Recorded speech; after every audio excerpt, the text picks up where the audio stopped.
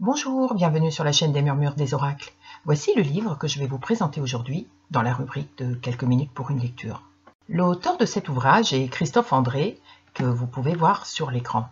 C'est un médecin psychiatre spécialisé dans les troubles émotionnels.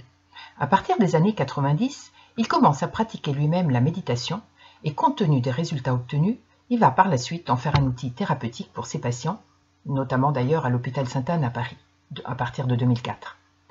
Ce livre a été publié par l'Iconoclaste et coûte 20 €. L'auteur a déjà publié de nombreux livres devenus des best-sellers, et parmi ceux-ci, on peut citer 3 amis en quête de sagesse et À nous la liberté, qui sont de sortes de chassés-croisés entre Mathieu Ricard et Janssen. En 2016, il a été lauréat du prix Jean Bernard de la Fondation pour la recherche médicale. C'est un prix qui honore un scientifique qui va enrichir les connaissances du public par ses recherches. Christophe André propose aujourd'hui des stages de découverte de la méditation et la prochaine journée aurait dû se dérouler le 29 avril 2020 à Paris. Cette brève présentation va durer un petit peu plus longtemps que d'habitude parce qu'il y avait vraiment trop de choses à dire dans ce que je qualifierais de super manuel. J'ai vraiment eu un coup de cœur pour la manière didactique qui est employée. Il m'est impossible de résumer ce livre qui est vraiment très bien construit. En fait, il se présente ainsi, je vais plutôt vous le montrer, ça sera plus simple. Chaque chapitre est introduit par une citation, ce que j'aime déjà beaucoup. Ensuite, l'auteur définit certains thèmes de façon très simple. Par exemple, dans ce chapitre, il va aborder la méditation, la définition, le pourquoi méditer, quels sont les obstacles et les apports de celle-ci. Ensuite, par exemple, il va traiter du rapport entre la différence entre la méditation et l'attention. Il va définir l'attention avec ses complexités et son caractère volatile. Et il nous propose d'ailleurs aussi un exercice à faire. D'ailleurs, c'était très intéressant parce qu'il nous fait part d'une théorie, en nous expliquant à quoi servait l'attention. L'homme préhistorique et tribal devait se protéger, et pour une question de survie, il était à l'affût de tout mouvement autour de lui, ce qui aurait indiqué la présence d'un prédateur, donc un éventuel risque pour sa survie. C'est pour ça que notre attention est si facilement attirée par tout ce qui bouge, tout ce qui change. C'est une cible mouvante. Par exemple, le bruit et la vue des vagues, la vue des flammes dans un feu de cheminée, la vue d'un paysage lors d'un voyage en train ou en voiture. Or, nous avons beaucoup de chance car la nature nous a dotés d'une cible mouvante portative, notre respiration. Son mouvement régulier capte notre attention et son rythme lent nous apaise. Et j'ai découvert ainsi pourquoi de nombreuses techniques de méditation débutent toujours par des respirations régulières sur lesquelles fixer notre attention, cela pour s'ancrer dans le moment présent. L'auteur nous propose enfin quelques exercices de mise en pratique. Et puis dans chaque chapitre, il y a non seulement des anecdotes personnelles qui sont vécues par l'auteur, ce qui rend le sujet traité beaucoup plus concret, mais surtout, ce qui est très rare, on y trouve à chaque fois 2 ou 3 exercices pour mettre en pratique les conseils qui sont donnés.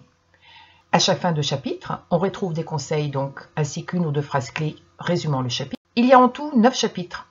Par exemple, comprendre la méditation reliée à l'instant présent, reliée à l'attention, aux émotions, les flux de la pensée, les apports de la méditation sur la santé, la différence entre action et inaction, et plein d'autres sujets. Ce livre m'a beaucoup plu. Il sort de l'ordinaire, parmi les nombreux livres qui traitent du même sujet et que l'on abandonne au bout de quelques pages.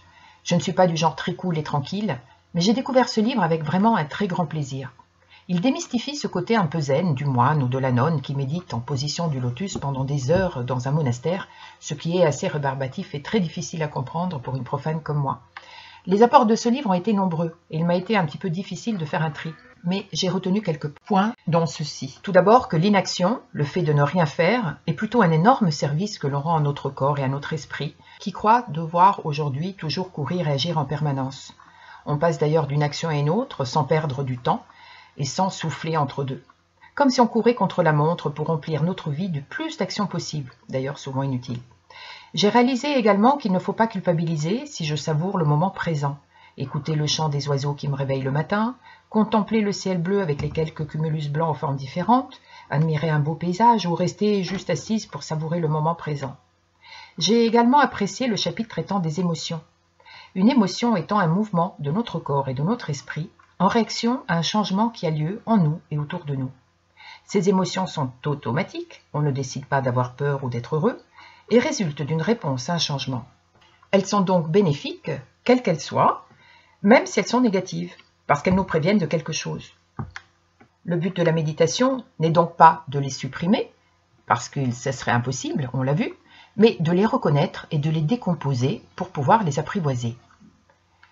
Quand on décompose une émotion douloureuse, c'est-à-dire savoir ce qu'elle provoque en nous, dans notre corps, dans notre esprit, et ce qu'elle modifie de notre vision des choses, celle-ci va s'amoindrir et ne va plus nous dominer, donc on souffre moins. Je vais vous lire ce passage qui résume très bien la situation.